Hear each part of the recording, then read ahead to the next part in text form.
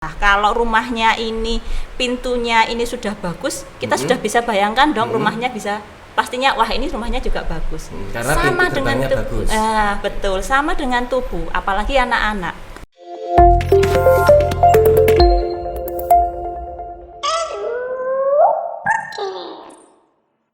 Assalamualaikum warahmatullahi wabarakatuh. Alhamdulillah, Lur, ya apa kabari? Ketemu maneh karo Cak Blangkon. Hari ini kita berada di program Orang Tua Berbagi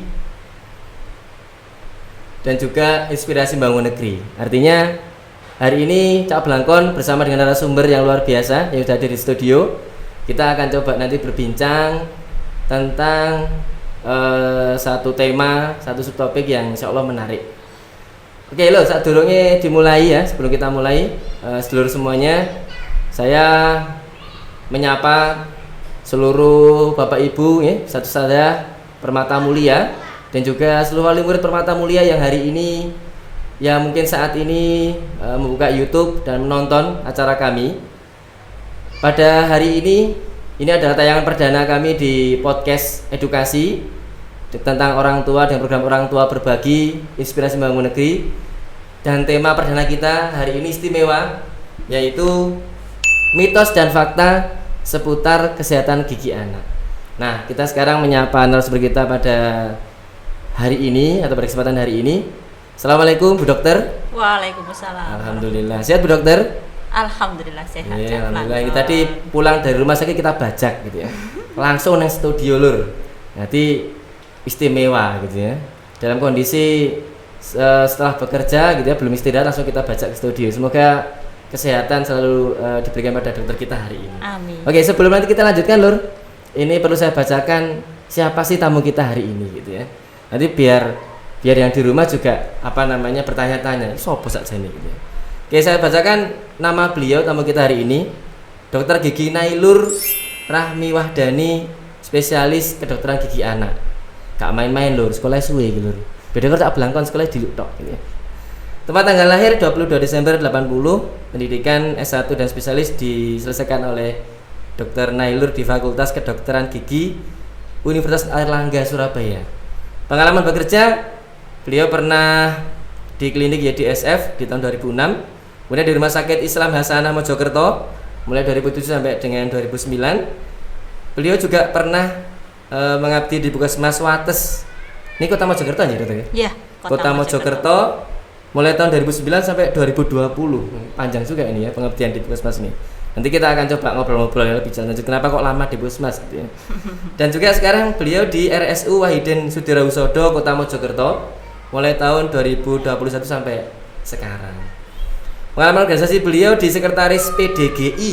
PDGI itu Persatuan Dokter Gigi Indonesia, bukan Persatuan Driver Gojek Indonesia. Ngaten nggih? Nah, tadi sudah di BCI makanya wah ini keliru bahaya ya. Persatuan Dokter Gigi Indonesia cabang Mojokerto mulai tahun 2017 sampai hari ini atau sekarang. BSMI ya. Beliau di BSMI. Ini BSMI itu Bulan Sabit Merah Indonesia cabang Mojokerto mulai tahun 2012 sampai sekarang juga. Dan moto hidupnya luar biasa ini, cetar ini ya. Cetar kayak Gubernur Jawa Timur ya. Moto hidup beliau adalah menjadi orang biasa yang luar biasa. Oke, tepuk tangan dong ya untuk narasumber kita hari ini. Saya jadi tepuk tangan ya mewakili penonton yang di rumah dan juga di studio. Oke, Bapak Ibu dan sedulur semuanya, sudah saya bacakan siapa sih ya tamu kita hari ini. Ini ada beberapa pertanyaan yang sudah mampir di meja redaksi gitu ya. Ini tentang yang pertama adalah tentang gigi anak ya. Apakah gigi anak yang berlubang itu tidak perlu dirawat karena akan diganti dengan gigi permanen? Artinya karena kita ini sebagai orang tua kan kadang giginya masih gigi susu nggak apa-apa. Nah ini gimana Dok? Mungkin bisa disampaikan. Iya, siap. Terima kasih. Nah ini adalah mitos ya.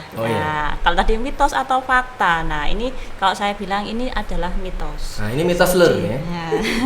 Jadi bukan fakta. Mitos itu adalah mitos.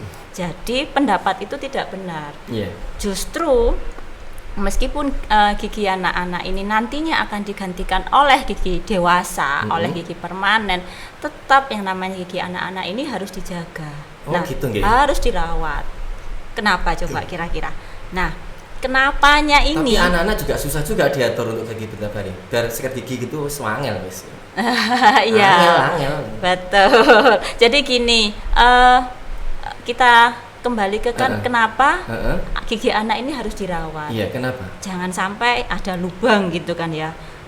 Yang sering-seringnya gak apa-apa lubang, toh juga nanti ganti. Padahal sebenarnya gigi anak ini punya fungsi, punya peran yang sangat penting sebelum dia tergantikan oleh gigi dewasa. Gigi permanen itu ya? Iya. Salah satunya ada beberapa fungsi yang mungkin yang bisa saya sampaikan di sini adalah yang pertama, anak-anak ini kan masa pertumbuhan. Betul. Nah, kemudian gigi ini ada di dalam mulut. Sementara mulut ini adalah gerbang pertama kali segala sesuatu masuk ke dalam tubuh kita. Betul. Nah, kita bayangkan kalau gerbang ini seperti pintu dari sebuah rumah. Nah, kalau rumahnya ini pintunya ini sudah bagus, kita sudah bisa bayangkan dong rumahnya bisa pastinya wah ini rumahnya juga bagus. Karena sama dengan bagus. Betul, sama dengan tubuh, apalagi anak-anak di masa pertumbuhan. Kalau pintu gerbangnya itu adalah mulut, di dalamnya itu ada gigi, ada lidah, ada gusi, ada pipi dan sebagainya. Kalau di situ ini bersih ya, kita bisa bayangkan pastinya yang masuk ke dalam tubuh itu pasti juga akan bagus juga dong. Nah, dengan pintu gerbangnya ini jangan sampai ada yang lubang, giginya harus dirawat, dia bisa mengunyah dengan baik. Nah, ketika dia mengunyah, iya betul sekali. Ketika dia bisa mengunyah dengan baik, makanan yang diterima, yang masuk ke dalam tubuhnya, otomatis nutrisinya akan diterima oleh tubuh dengan baik juga. Pertumbuhan dan perkembangannya pun juga pasti akan ikut baik. Tentunya juga. Lebih sehat juga ya. Betul, akhirnya pertumbuhannya bagus, perkembangannya bagus, bisa menjadikan anak yang sehat dan cerdas. Itu yang pertama. Kemudian yang kedua, fungsi estetik. Iya, masih banyak ini. Kira-kira ada 6. Ini karena ini pertanyaan yang paling sering dan ini adalah mitos yang paling besar, yang paling banyak beredar di masyarakat. Nah, fungsi yang kedua adalah fungsi estetik. Fungsi estetik ini adalah fungsi keindahan. Nah, kita bayangkan ya memang kalau orang-orang biasanya kalau lihat anak-anak, anak-anak itu apapun bagaimana bentuknya, dia tetap gemesin gitu ya. Padahal coba kita bayangkan, ketika kita melihat dia tersenyum, kemudian gigi depannya hilang gitu ya, sudah gigi semua gitu kan ya. Dia tersenyum terus tiba-tiba temannya, gigimu ada jendelanya ya. Itu secara tidak langsung akan mempengaruhi mental si anak. Nah, secara otomatis juga tidak bagus juga secara psikologis bagi anak. Itu yang kedua. Kemudian yang ketiga, fungsi bicara. Nah, fungsi bicara. Anak-anak kita mulai dari sebelum dia bisa bicara, mengucapkan kata, kita membutuhkan gigi untuk mengucapkan kata-kata yang kita ucapkan ini. Baca Quran juga sama ini. Nah, betul, apapun itu ya, fungsi bicara, fungsi apapun yang bisa kita keluarkan ya, suara gitu ya. Nah, huruf kata gitu ya, apapun itu kita membutuhkan gigi di situ. Jenengan bisa membayangkan ketika bilang S, ndak ada gigi depan. Nah, pelo jadinya ya katanya orang Jawa. Mana kisan? Ngowos gitu ya katanya gitu. Atau bilang R. Nah, R itu lidah pasti menyentuh ke gigi depan. Kita bisa bayangkan anak-anak itu ketika dia masih belajar bicara, kemudian giginya yang depan sudah habis, ketika dia bilang R enggak bisa, kita langsung kamu kok gitu toh gitu. Arek iki lu pelat gak bisa bilang R gitu ya. Wah. Pelat tambah digudoni. Ngomong laler mencelok nangril munyer-munyer bingung akhirnya. Betul. Itu dia. Kasihan kan dia akhirnya tidak bisa mengucapkan R ini dengan baik. Kemudian fungsi yang keempat ini fungsi yang sedikit yang lebih penting ya. Yang lebih penting itu adalah si gigi anak-anak ini. Dia ini menjaga tempat, menjaga rahangnya supaya dia nanti ketika si gigi dewasanya menggantikan si gigi anak-anaknya, tempatnya yang ada di rahangnya itu tidak hilang. Oh, gitu ya. Jenengan bisa bayangkan kalau misalnya giginya itu sudah habis, ini kan hilang nih tempatnya kan, gigi dewasanya mau tumbuh, tempatnya ndak ada. Jenengan bisa lihat biasanya giginya anak-anaknya biasanya apa? Berdesakan. Betul. Nah, iki giginya uyel-uyelan. Betul. Atau kalau nggak kelihatan apa? Gengsul kabeh. Nah, kayak gitu. Iya, itu saya juga sama ya. Seperti itu. Ya, itu yang fungsi yang paling penting sebenarnya. Jadi menjaga supaya nanti gigi dewasanya bisa menempati tempatnya dengan baik. Seperti itu. Dan juga kita harapkan tumbuhnya si gigi dewasanya juga bagus. Kalau gigi anak-anaknya bagus, tumbuhnya juga dewasanya juga bagus. Kalau gigi anak-anaknya rusak, bisa jadi gigi dewasanya rusak, ya bisa jadi juga. Kita tidak tahu gitu, seperti itu. Penting juga ternyata ya. Iya. Nah, tempatnya kapling-kaplingnya lur ya jelali lur. Iya. Tapi untuk ternyata gigi itu ada kapling-kaplingnya gitu ya. Agar nanti tumbuhnya bagus sesuai dengan tempatnya gitu. Gak gingsul jadi ini gitu.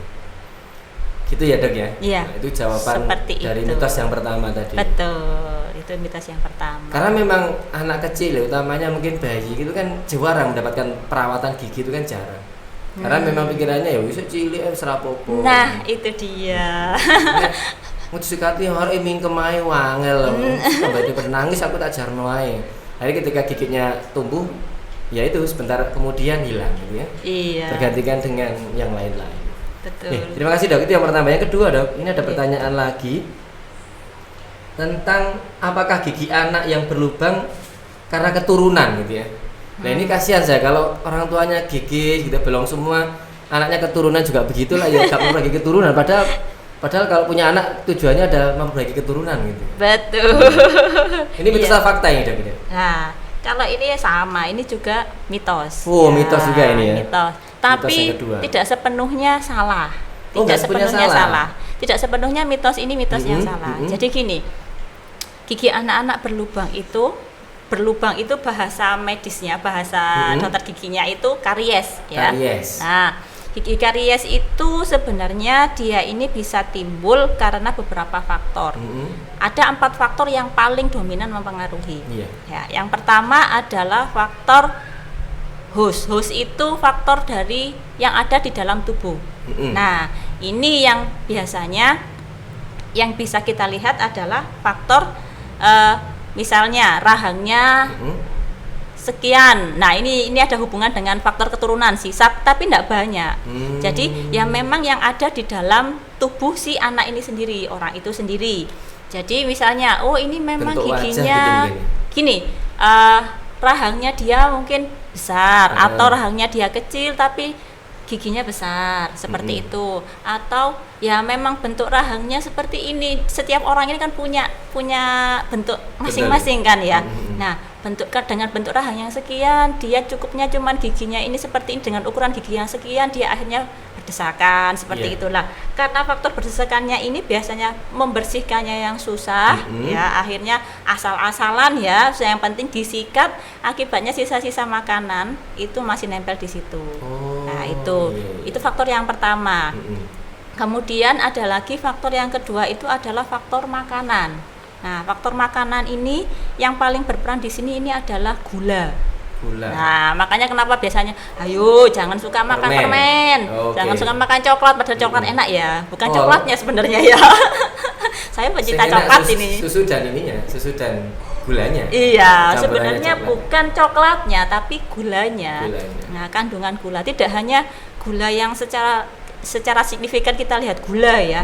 Tapi misalnya kayak tadi susu gitu lah, gulanya ini loh yang berperan. Pemanisnya. Betul. Pemanisnya. Glukosa. Nah, glukosa ini jadi si glukosa ini nanti ketika dia ada nempel di dalam mulut di giginya si anak, lama-lama di sana itu nanti dia akan ketemu sama si bakteri. Nah, di dalam mulut ini ada bakteri. Di dalam tubuh kita, di dalam mulut ini terutama ada bakteri ada bakteri yang baik dan ada bakteri yang tidak baik. Nah, sebenarnya awalnya bakteri yang ada di mulut ini sebenarnya baik.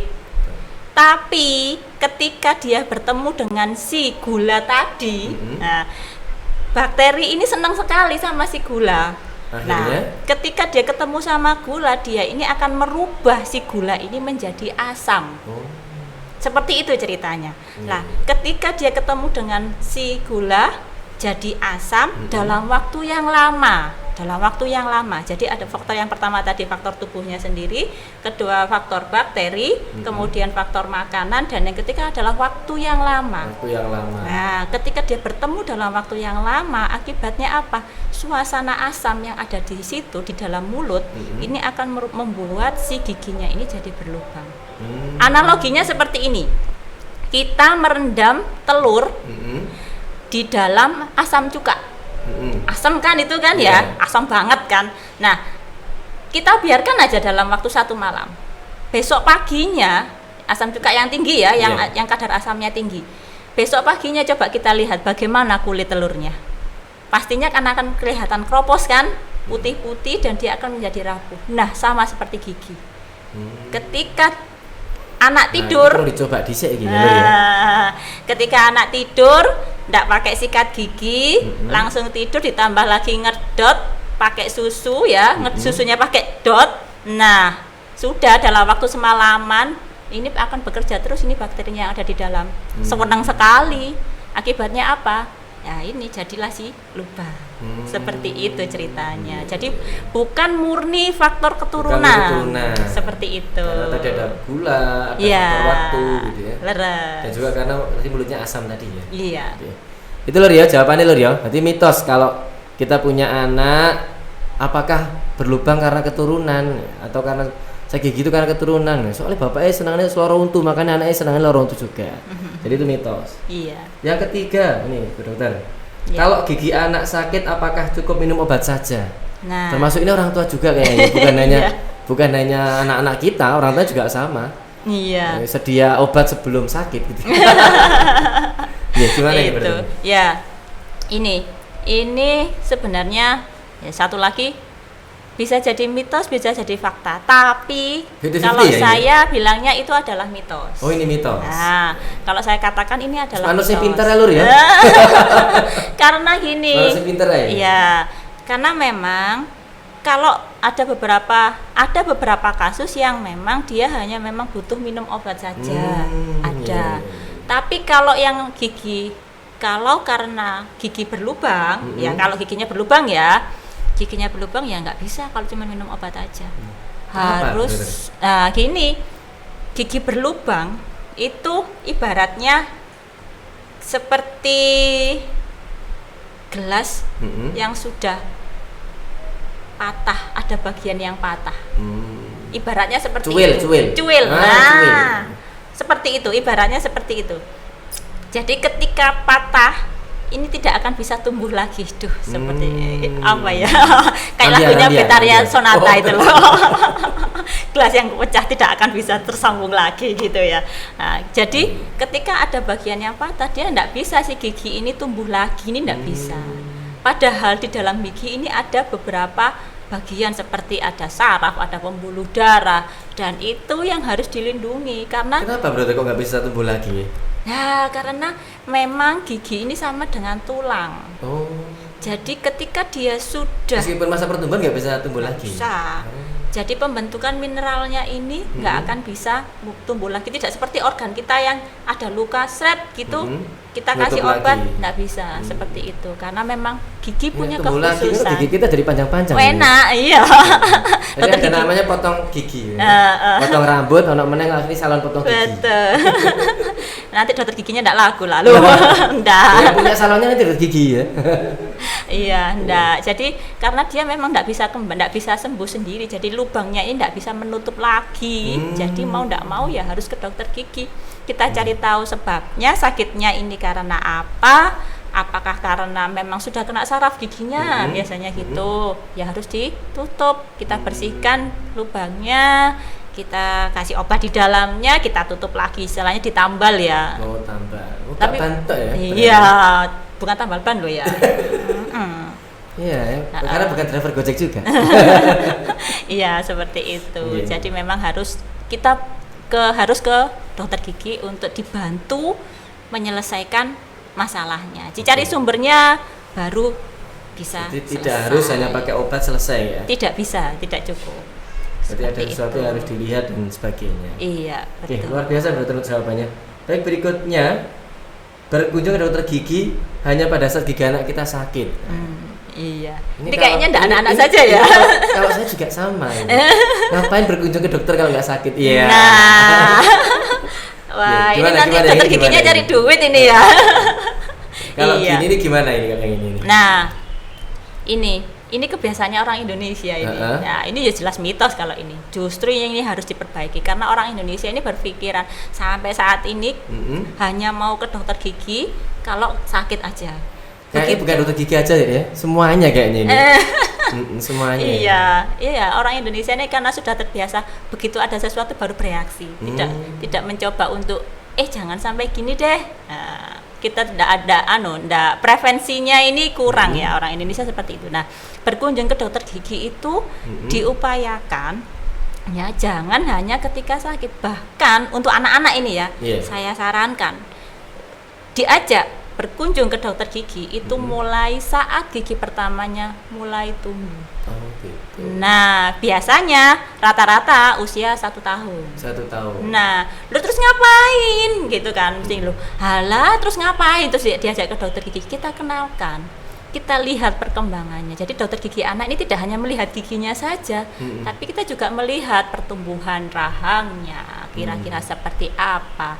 Bahkan misalnya ya, kalau yang pasien-pasien yang sudah datang ke saya tidak hanya mereka yang giginya berlubang, tapi misal ini dia ini ternyata ada, mohon maaf, ada celah langit, apa ya? Sumbing. Oh. Nah, Celah langit. celah langit itu celah bibir. Celah Sumbing. bibir. Nah, kalau orang Jawa bilang sumbing. Nah, itu ini kan kalau dulu backgroundnya itu ini apa gitu. namanya Smart TV touchscreen itu bisa langsung muncul di sini lur ya. Iya. Tapi sementara belum bisa ini ya. Nanti kalau udah bisa tak kasih tahu lur ya. Iya. Kayak gitu. Jadi anak-anak yang punya kelainan tumbuh kembang misalnya. Bahasanya memang celah langit ya. Ya, kalau bahasa di Indonesia kan. Kalau bahasa medisnya cleft lip and palate. Nah, tapi kalau bahasa cleft lip and lip. Oh, lip. Cleft lip and palate. Ini Cak Blangon cek pinter juga bahasa Inggris ya. Iya, kayak gitu. Jadi kelainan-kelainan seperti itu banyak terjadi. Atau Ini juga keturunan ini. Kalau seperti itu bukan keturunan. Jadi kalau Bawaan lahir.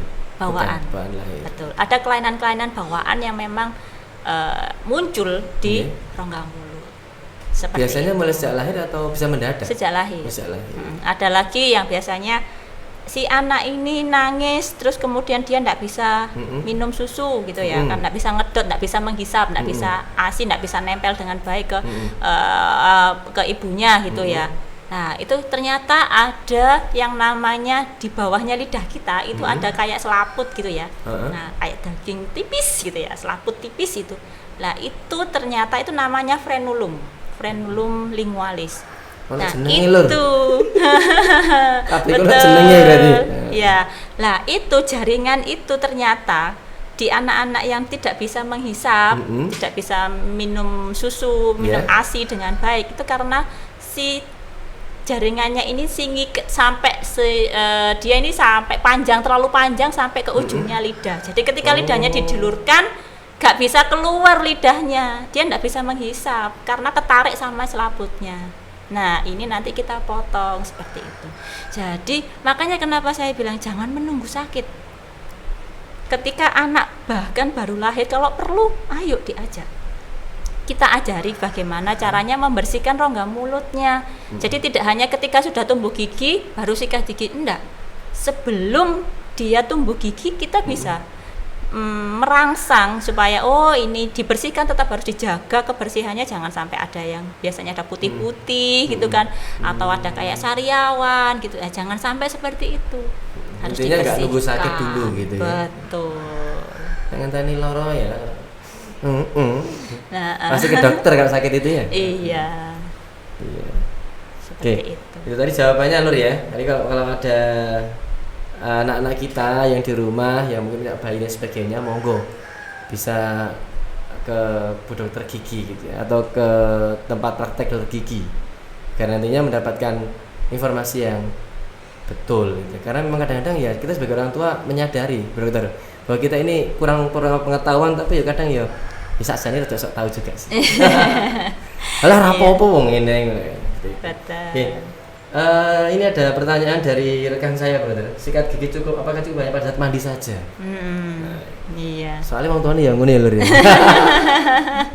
Iya, ini sebenarnya kalau saya bilang lagi mitos lagi ya. Ini mitos lagi. Jadi kalau sikat gigi ini sebenarnya yang paling baik itu adalah ketika pagi setelah sarapan ya. Kuncinya adalah pagi setelah sarapan. Pagi setelah sarapan. Habis sarapan ya langsung barbar. Itu dia. Jadi rasa sempat ya nyekel sikat gigi. Iya, dan malam sebelum tidur. Nah, yang paling wajib sebenarnya adalah malam sebelum tidur. Malam sebelum tidur. Ngopi. Wes mari ngopi turu. Itu.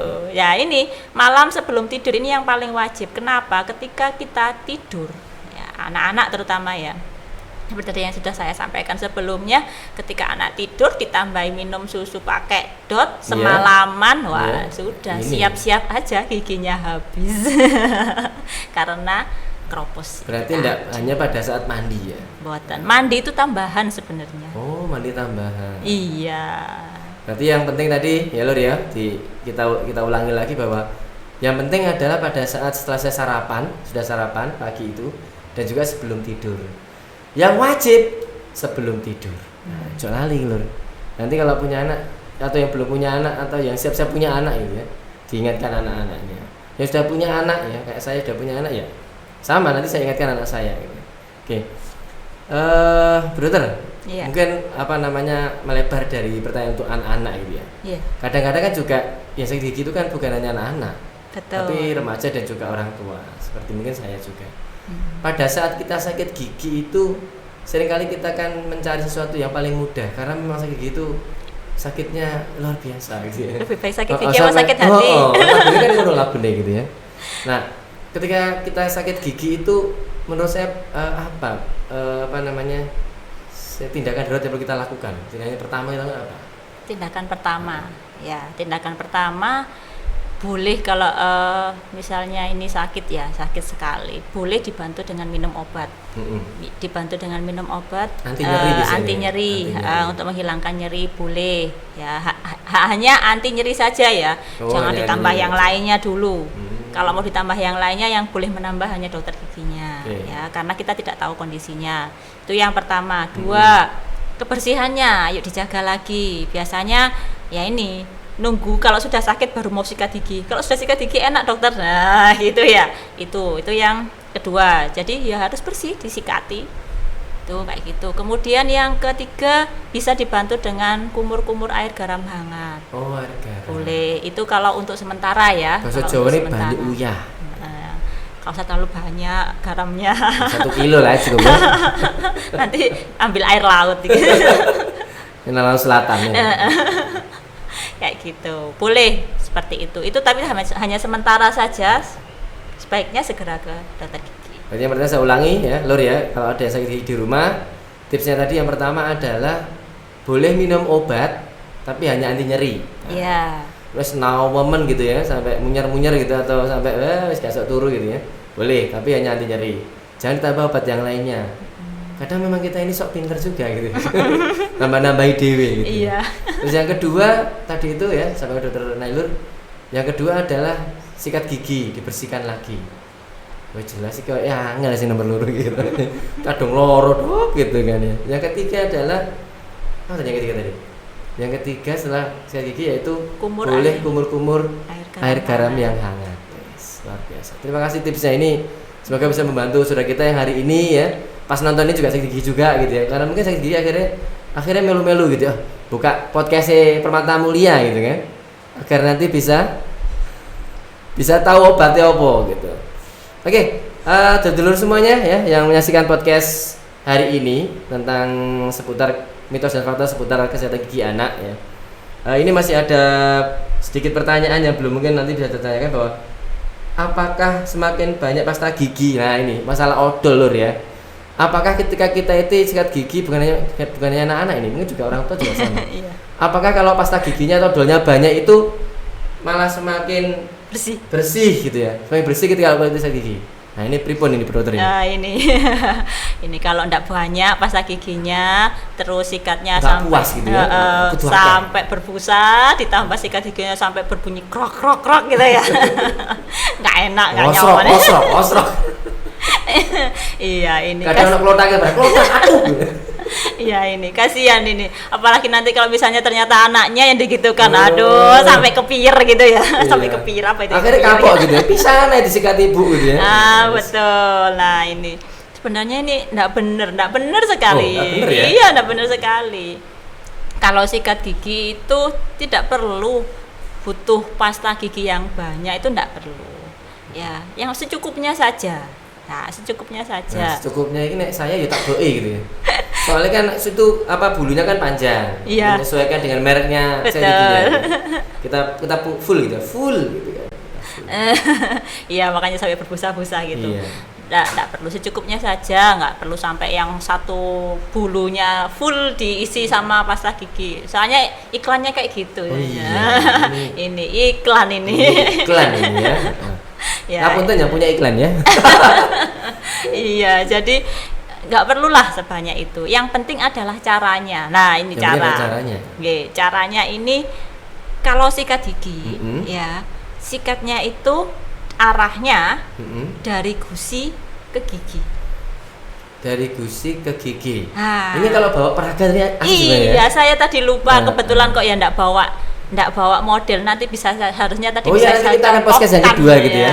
Langsung praktek bagaimana cara menyikat gigi yang baik dan benar. Nanti bersama-sama anak-anak SD atau TK mata kuliah boleh.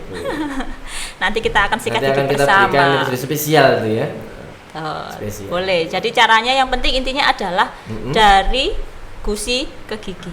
Gusi ke gigi. Nah, ya bukan seperti ini. Biasanya kalau kita sikat giginya biasanya gini. Nah, gini kan ya. Ya rata-rata kan seperti itu, sampai bunyi sok gitu ya. Nah, ini sebenarnya biasanya akan merusak gusinya.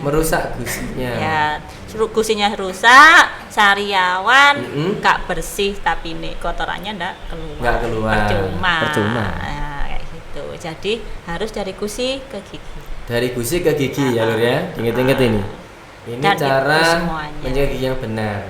Nanti kalau pengen tahu lebih lengkapnya, kita akan coba sertakan videonya bagaimana cara menjaga yang benar, atau kita undang lagi gitu ya. Undang lagi ke sini gitu, biar ketemu dengan seluruh pemirsa yang ada di podcast ini, agar nanti kita tahu bersama-sama bagaimana cara menyikat gigi yang benar.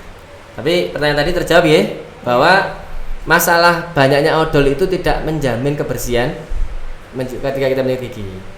Ya memang asik gitu ya, asik ketika banyak itu kan asik gitu ya, anak gelembungi dan sebagainya banyak dan seterusnya. Rasanya pedes ya, lebih pedes lagi ya, tambah cabe gitu ya. Itu adalah kayak cabe ya, bukan cabe gitu kan. Baik, itu dokter mungkin hari ini ya kita sudah berbincang terkait dengan sikat gigi anak, dan ini secara umum tadi sudah kita tanyakan terkait dengan bagaimana kalau ada yang sikat gigi. Nah mungkin ada closing statement dari dokter terkait dengan tema kita hari ini. Iya, baik, terima kasih.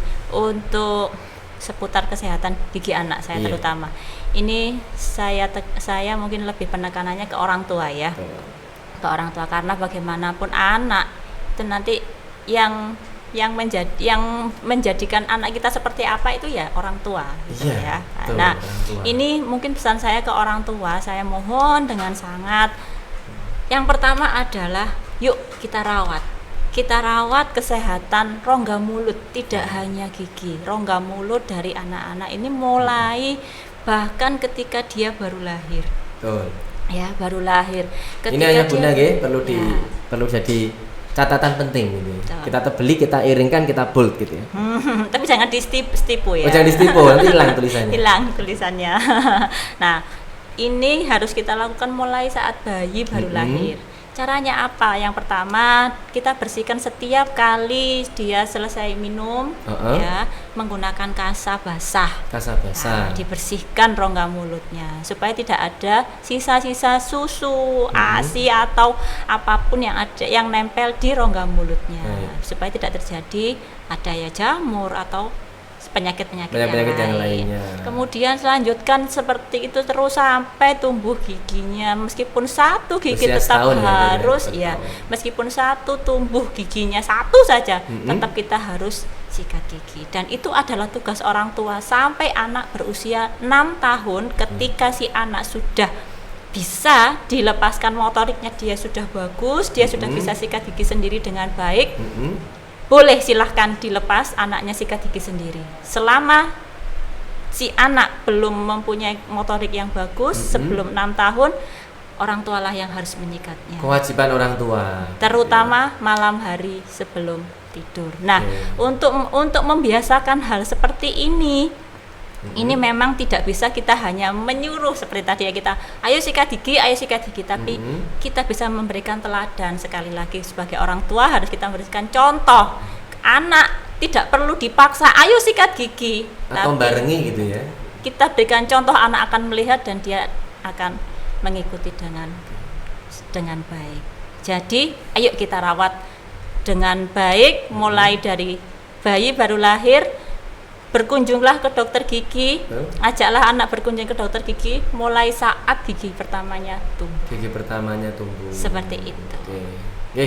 Ini ayah bunda ya, catatan penting kita pada hari ini, bahwa tadi yang disampaikan oleh Dr. Nailur, yang penting adalah mulai dari sejak dini ya. Sejak dini kita rawat gigi anak-anak kita, atau kita juga perhatikan juga kesehatan rongga mulut ya, mulut ya, rongga mulut anak-anak kita. Karena tadi saya masih ingat di awal perbincangan kita hari ini bahwa ibarat gigi ini ibarat gerbang rumah ya. Kalau gerbang rumahnya bagus, maka insya Allah rumahnya di belakangnya gerbang itu pasti juga bagus. Saya kira itu Dr. Nailur ya. Matur nuwun sangat untuk rawuhipun. Terima kasih banyak kedatangannya, dan juga Bapak Ibu Ayah Bunda ya, Ustadz-Ustadzah Permata Mulia dan juga guru-guru SIT di Jawa Timur atau seluruh Indonesia yang mungkin menyaksikan podcast kita. Dan nanti kita akan berbincang banyak juga tentang tema-tema yang lain yang lebih menarik lagi tentunya. Dan sekali lagi saya sampaikan terima kasih dokter untuk kerawannya hari ini. Dan saya kira itu ya untuk hari ini. Terima kasih dan sampai jumpa. Monggo dokter bisa salam dulu untuk pemirsa kita. Bisa ditutup dulu dengan salam panjenengan dulu. Oh ya, assalamualaikum warahmatullahi wabarakatuh. Waalaikumsalam warahmatullahi wabarakatuh. Terima kasih dulu semuanya ya. Terima kasih. Assalamualaikum warahmatullahi wabarakatuh.